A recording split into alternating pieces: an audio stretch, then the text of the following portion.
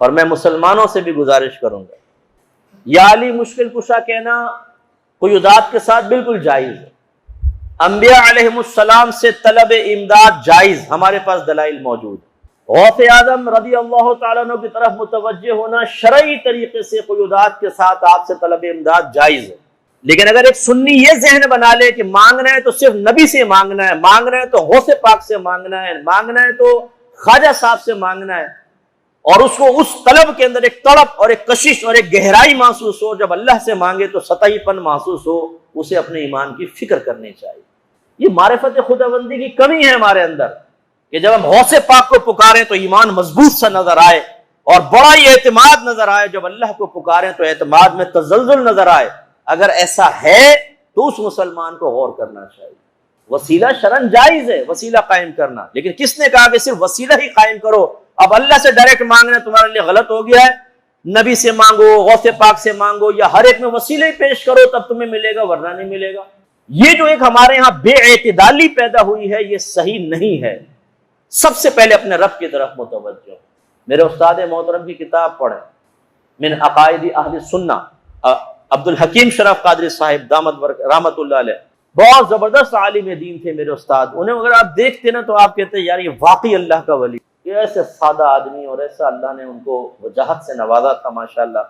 میں نے ان سے بخاری شریف پڑھی اور مجھ سے بڑی محبت کرتے تھے، بہت زیادہ۔ مولانا اکمل کہتے تھے، مولانا اکمل بڑے پیارے استاد تھے، اللہ ان کو جنت الفردوس میں اعلیٰ مقام عطا فرمائے۔ آپ نے اپنی اس کتاب میں لکھا کہ اللہ تعالیٰ سے ہی طلب امداد اولا اور افضل ہے، اللہ سے طلب امداد کرنے، وہی مالک ہے، خالق ہے، پوری کائنات کے دست قدرت اس کے ہاتھ میں ہے۔ ہاں میرے اللہ کی عادت کریمہ ہے کہ وہ جو عطا فرماتا ہے وسیلے سے ہی عطا فرماتا ہے، وسیلے کی طرف نسبت جو ہے وہ اللہ کی طرف ہی ہوتی ہے۔ جیسے کوئی ٹرک کچل دیتا ہے، میں کہوں یار ٹرک نے آدمی کو کچل دیا، تو اس کا مطلب میں یہ نہیں کہہ رہا ہوں کہ ڈرائیور کو چھوڑ دو کیونکہ ٹرک نے کچلا ہے، ڈرائیور نے کوئی نسبت ڈرائیور کی طرف کر رہا ہوں کرا دو، نسبت ٹرک کی طرف کر رہا ہوں کہ یا تو ڈرائیور نہیں ہے نا بھائی، ڈرائیور ہی پکڑا جائے گا، نہ کہ ٹرک کو جلا دو اور سزا مل گئی، ڈرائیور صاحب آپ جاؤ، ٹرک نے مارا تھا کر دیا، نو۔ تو وسیلے کی طرف نسبت جو ہے وہ اللہ کی طرف ہی ہوتی ہے۔ لیکن اگر ایسا ہی ہو کہ ڈرائیور کو کہو گے تم جاؤ، تم نے کوئی مارا ہے، ٹرک نے مارا ہے، یہ صحیح ہوگا؟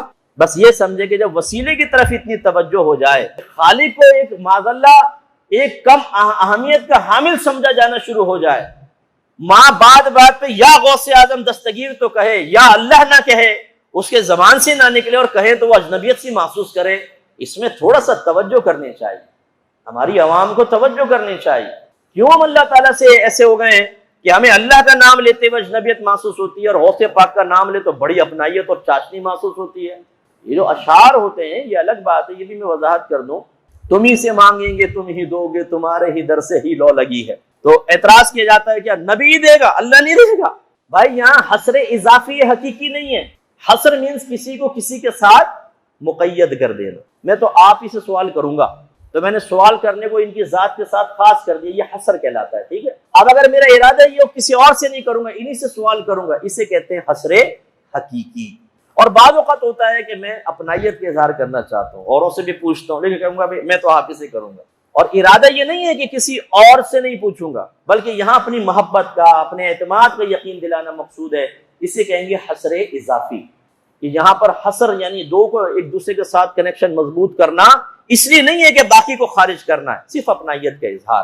تو ایسے یہ نعتوں کے اندر ہوتا ہے کہ تم ہی سے مانگیں گے تم ہی دو گے، یعنی اللہ سے نہیں مانگیں گے اور اللہ نہیں دے گا تم ہی دو گے، یہ مقصد تو کسی مسلمان کا نہیں ہو سکتا، لیکن یہ نتیجہ عوام الناس محسوس کر سکتی ہے۔ اس طرح کے شعر سن کے عوام کا یہ ذہن بن گیا ہے کہ اب دے گا تو اللہ کا ولی دے گا، دیں گے تو نبی دیں گے تو غوث پاک ہی دیں گے، اور وہ مسلسل اسی طریقے سے اپنی ہر دعا میں غوث پاک کرم فرمائیں، غوث پاک کرم فرمائیں۔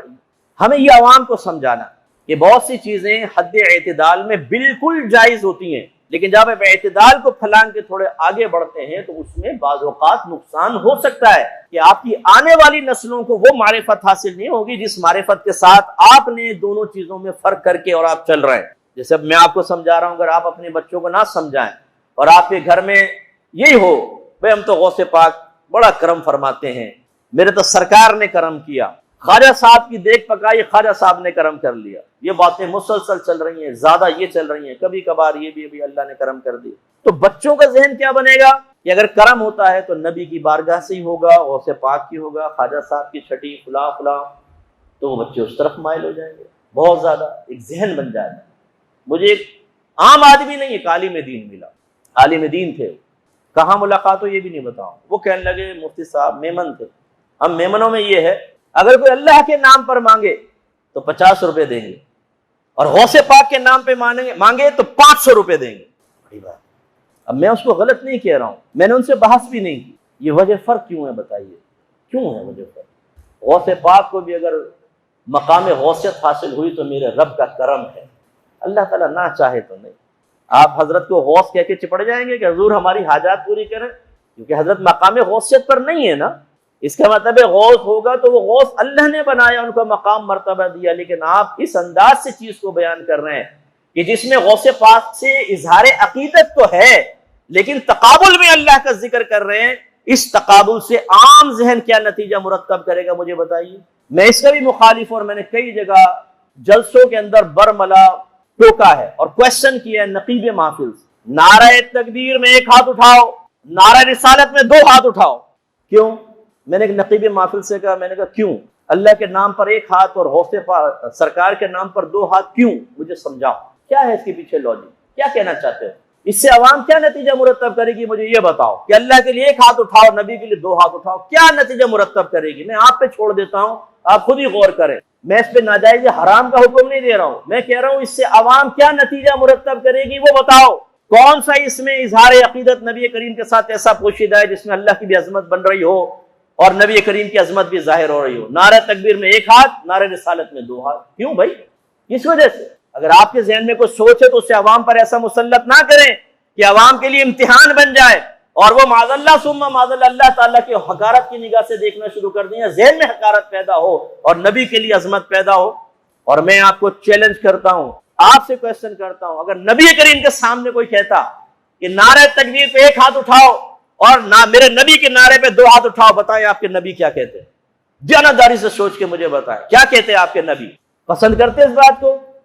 میں دلیل دیتا ہوں آپ کو. سرکار کو صحابہ کے پاس سے گزرے، وہ ہمارے نبی کو حضرت موسیٰ علیہ السلام پر فوقیت دے رہے تھے کہ ہمارے نبی کے کمالات زیادہ ہیں. سرکار نے ارشاد فرمایا، رک گئے سرکار، فرمایا مجھے موسیٰ پر فوقیت مت دو.